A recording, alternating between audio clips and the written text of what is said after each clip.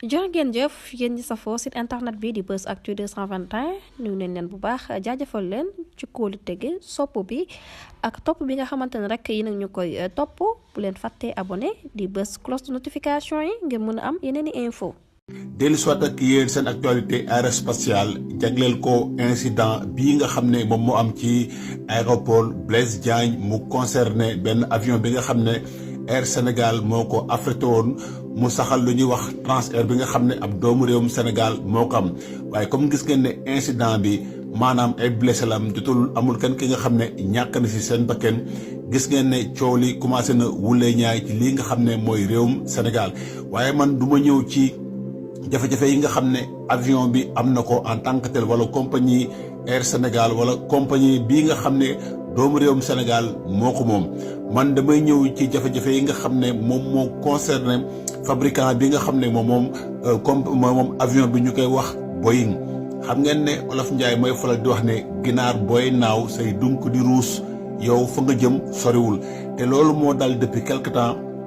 compagnie bii nga xam ne moom mooy Boeing nekk si compagnie yi gën a rëy ci wàllum defarum avion moom ak Airbus daanaka lépp luy marché avion ci àdduna bi ñoom ñoo ci ëppale ay wàll mooy maanaam ñoom ñaar ñooy xëccoo marché yi gën a nganda dem ci compagnie aérienne yi léegi nag Boeing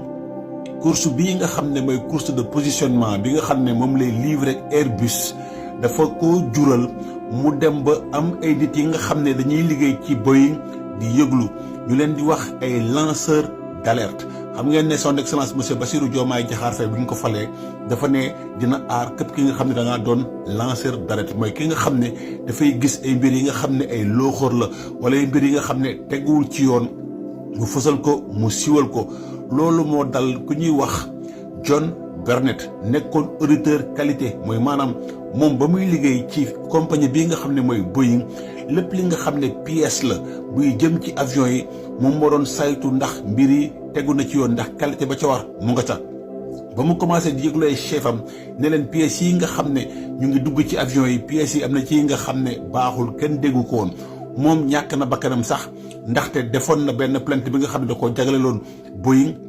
plainte ba mu jagloo ba ñu déglu ko ñaareel yoon bi nga xam ne ca lañ ko waree déglu ci lañ ko fekkee mu faatu ci otoom ci lu ñuy wax ne ab bal moo ko faat waaye ba léegi kenn xamul kan moo ko faat mais jour boobu moom ñi nga xam ne ñoo ko waroon déglu dañ ko doon woo téléphone jotuñu ko bu ñëwee ci hôtel bi nga xam ne fa la dëkkoon fa lañ ko fekk mu faatu ci otoom keneen ki nga xam ne aussi fournisseur Boeing la woon nekk ci doon liggéey ci compagnie bi nga xam ne moom entreprise da doon fournir Boeing ay pièces kooku mu ngi tudd Josia Dim amoon 45 ans moom ab feebar bu gaaw moo ko yóbbu moom tamit ginnaaw bu mu defee yëgloo ne am na mbir yi nga xam ne mbir yu tegul ci yoon la yi nga xam ne Boeing da koy def mu nekk ñaareelu lanceur d'alerte yi nga xam ne ñàkk na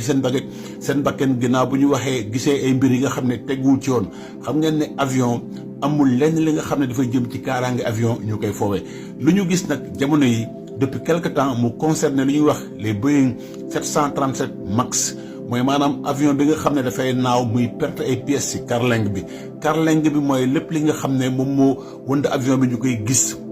moo xam bopp bi la moo xam yaram bi la moo xam pneu bi la moo xam aile yi la loolu la ñuy wax carlingue des fois dañuy gis benn Boeing bi nga xam ne dafay naaw ba ci yàgg benn morceau aile teggeeku wala benn pneu teggeeku wala benn vis dañ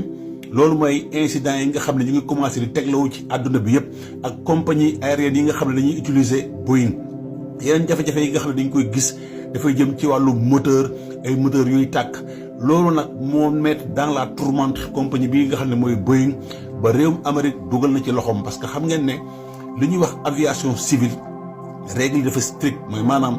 avion lépp la ñuy saytu saa su nekk te ñoom saa ñu amee enquête du am lu ñuy wax ay ndogal yàlla laak déedéet am na lu ñuy wax boîte noire avion bu accidenté même bu nekkee ci géej la sax ci géej yi nga xam ne géej yu xóot la sax dinañ fexe ba walbatiki dugg ci biir géej gi dem jëlee lu ñuy wax boîte noire boobu noonu pour xool les données yi nga xam ne may paramètres de vol yi li gars yi doon waxtaan ci cockpit bi xam lan moo xew ba déterminer ndax incident bi wala accident bi c'est une cause humaine wala c'est une cause technique parce que tubaab yi ñoom dogal yàlla amul si ñoom lépp luy xew rek dañuy indi lu ñuy wax une explication scientifique mooy maanaam foog ñu farañ fàcce ko ba mu leer nañ ba xam mbir mi noonu la tëddee. moo tax enquête incident bii nga xam ne am na ci réewum Sénégal xam nga ñun africains yi dañoo bëri wax te dañoo am fit ku nekk yaa ngi wax sa version te ñii nga xam ne ñoo jottali mbir yi fekkewuñu li am ba des mooy avion bi wàcc na tàkk na